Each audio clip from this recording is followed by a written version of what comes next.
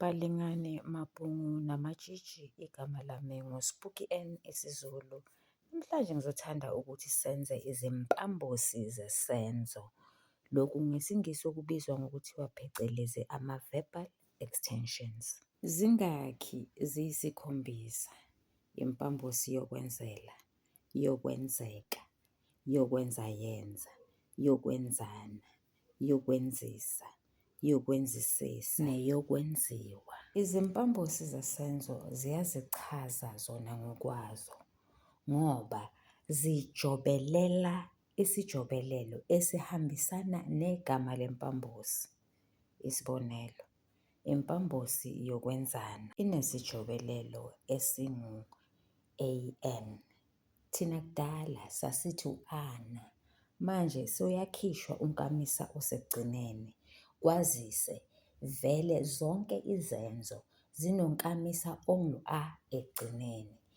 Ngakho-ke ngicabanga ukuthi scholars felt that it was tautological to say u-ana uma kukhulunywa ngempambosi yokwenzana, u-ela uma kukhulunywa ngempambosi yokwenzela, u-eka uma kukhulunywa ngempambosi yokwenzeka, kanjalo kanjalo. Ake siboneke.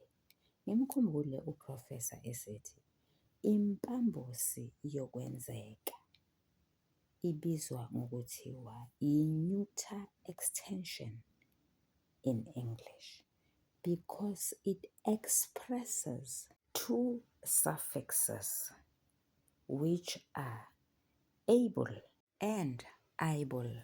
Ake senze isibonelo. Sithathe isenzo esingudla.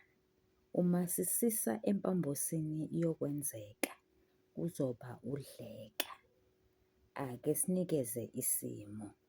Ukudla kuyadleka. It is possible to eat this food.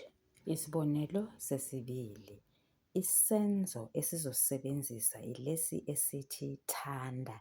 Siguquka sibe uthandeka. Kwazise sesisebenzise impambosi yokwenzeka.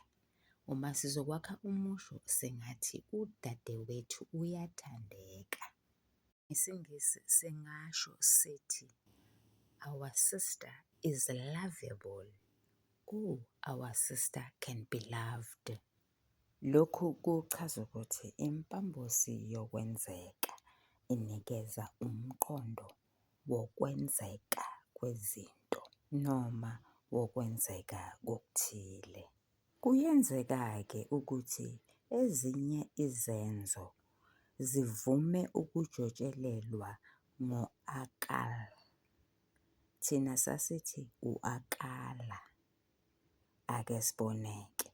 Isenzo esithi zwa singaba uzwakala. Impambosi yesibili, impambosi yokwenzayenza, ebizwa ngesiNgisi ngokuthi phecelezi yi-reduplication of the verb stem extension. Kuchazani lokhu? Kuchaza ukuphindaphinda isiqu sesenzo. Uma ngabe isenzo besizoba uhleka, usuyasigugqula-ke manje siba sempambosini yokwenzayenza, sizoba uhlekahleka.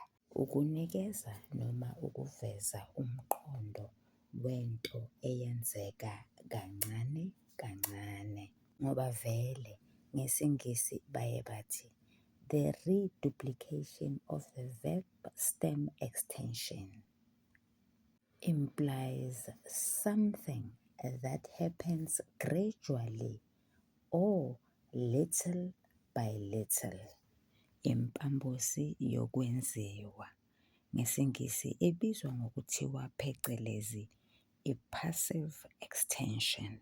Ngezinkathi zethu sasithi kujotshelelwa uwa. Namhlanje sithi kujotshelelwa usingankamisa kuphela ongu-W ukunikeza umqondo wokwenziwa kwento ethile. Isibonelo, isenzo esingupha sizoguquka sibe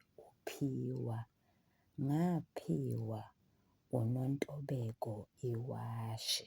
Balingani bami nani bafundi, ezinye izimpambosi zenziwa kule chaneli ethi isiZulu The Curriculum Breakdown at isiZulu Curriculum.